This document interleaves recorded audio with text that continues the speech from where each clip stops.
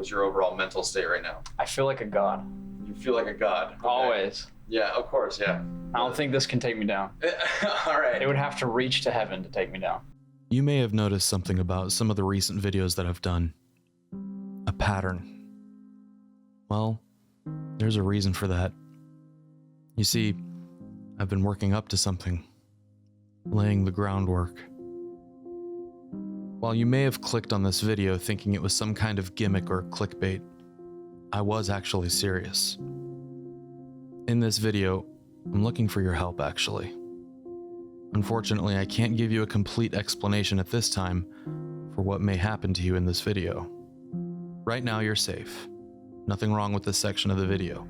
I'm going to give a kind of warning in a moment to let you know when this little experiment is going to begin. During the course of the rest of this video, I'm going to be reading you a short story that I wrote in 2009. I had woken up from a nightmare that deeply unsettled me, and I decided to write it down. I'm going to ask that if you continue past this warning, that you continue until the very end. I'm going to ask that if you participate, that you answer a community post survey a few hours after you've had a chance to experience this. Many of you, in fact, I'm willing to bet that a majority of you, will feel nothing. I'm still fine. Like, are you experiencing any kind of pain whatsoever, like any kind of headache or anything like that? No. No? But like I could see if like somebody listens to this for like a long time, it could probably like unsettle you. Some of you, though, will experience an array of symptoms. They're temporary and they won't cause any lasting damage, especially since this is a relatively short video. These symptoms may include nausea, irritability, fatigue, and headaches. How are you feeling right now? Weird. I don't know exactly how to describe it. It's like, for one thing, like I feel like I'm seeing like almost like light trails, like when you have a migraine. But then I also, especially right when I took the headphones off, like I couldn't really I feel like I could really remember words that well. I'm still kind of, I'm having a hard time articulating, basically. If you want to know how I feel now, I feel the same, but I have a headache now. Mentally, I still feel good. Physically is the headache. Yeah. And yeah, I don't think emotionally or mentally I feel any different. Yeah. It's definitely gave you like anxiety, like after 30 seconds.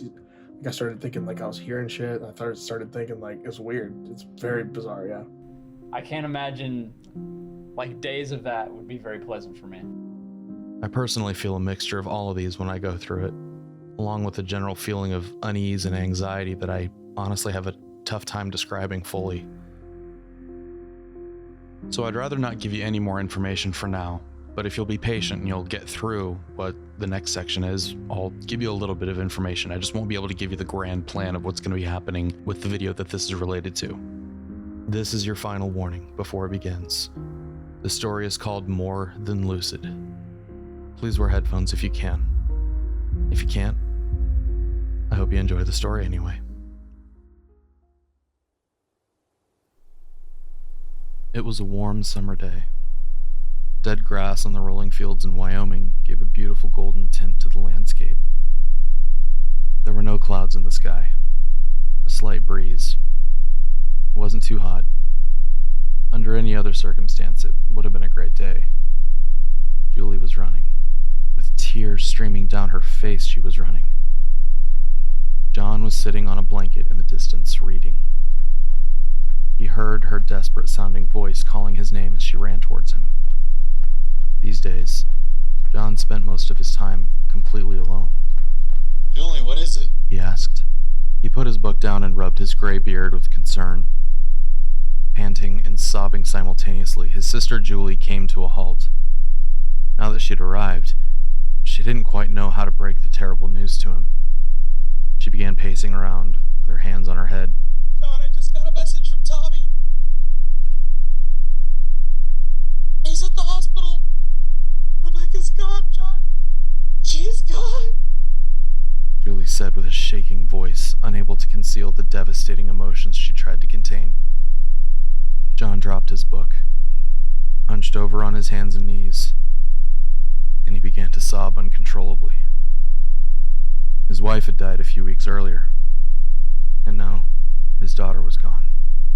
In a single month, his entire world had crumbled to pieces. Everything he lived and fought for was just gone.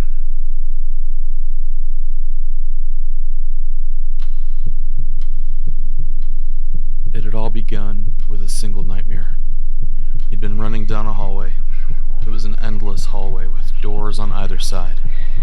He wasn't sure what he was running from, but he knew he had to get away. He tried a door. A swirling vortex of black smoke engulfed him, and a dozen hands came out of the blackness. They clawed and hungered for him. They strangled him and scratched him as he writhed around on the ground, trying to be free from their icy grip. As John awoke in terror, his wife Samantha jolted upright, hearing him gasping for air. She comforted him and assured him that it was all just a dream. The very next day, Samantha went back to work at the hospital. She was making the rounds when another nurse saw her scream in terror and collapse, writhing around in fear. She was clawing at herself. When Samantha snapped out of it, she said she thought she saw a swirling vortex of black smoke all around her, with dozens of hands trying to choke and scratch her. Julie was given a 2-week paid leave with the recommendation that she get some psychiatric care. With each passing day, John would have another nightmare. They would only be dreams to him, but with Samantha, they would manifest themselves as if they were real. She would go days without sleep because of some perceived threat that she couldn't seem to escape.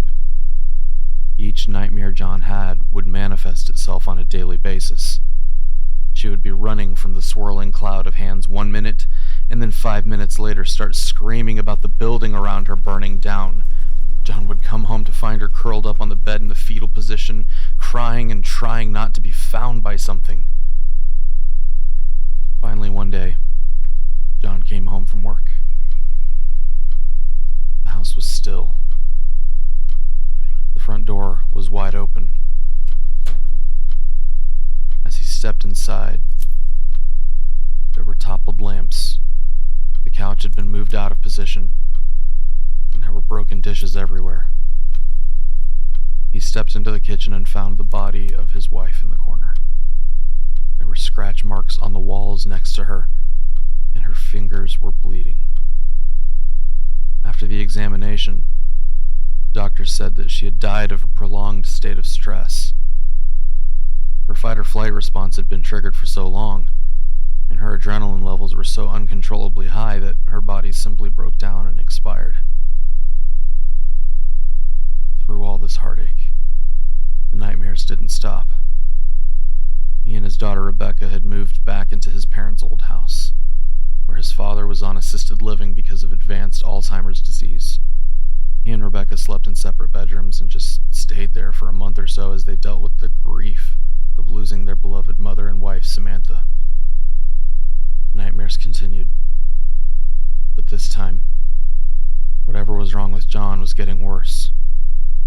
Rebecca started having manifestations of spiders crawling all over her from her father's dream, and John's aged father started having terrors in the day. But with the advancement of his disease, he was unable to communicate what was terrifying him, only uttering incoherent screams and gibberish, shaking uncontrollably as if he were under attack, but trapped inside his own mind, unable to call out for help. John got up from his blanket. The warm summer day's breeze flapped through his shirt. He hadn't combed his hair or bathed in days. Normally he was a tidy man, but today he was totally unkempt. Julie, still panting and running, sat down on his blanket, not sure what else to say. Calmly, John started walking back towards the shaded gazebo where Julie had run from. The car was parked right alongside it, facing the country road that they had driven from. Under the gazebo, John John's father was sitting in a wheelchair, rocking back and forth, speaking gibberish, just looking around in a daze, seeing, but not really able to focus on anything in particular. John looked at his father as the old man shook and looked around him in terror, unable to articulate what was bothering him and horrifying him so deeply. John knelt next to his father and held him in his arms. I'm so sorry. I don't know what's wrong with me. I don't know what happened to Samantha and Rebecca, but whatever it is, it's happening to you too. He said through the tears. You're probably asking yourself, why didn't I try to fight it? Why couldn't I just have been brave?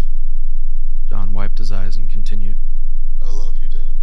John stood up, possibly having more to say, but chose not to continue.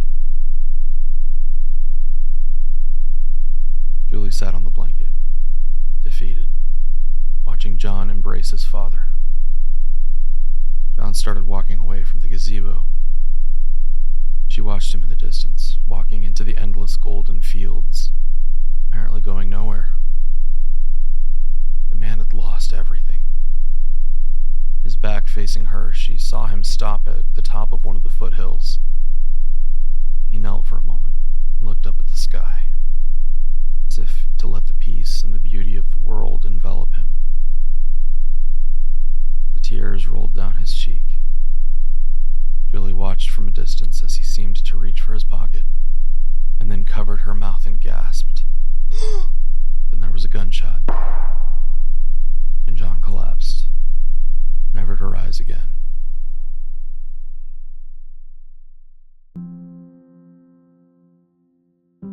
What you just heard was an original story that I wrote back in 2009 as a cover to something else. You see, while you were listening, some of you may have noticed that the volume on this video was a little quieter than what you're used to, and you may have adjusted the volume to hear it as best you can.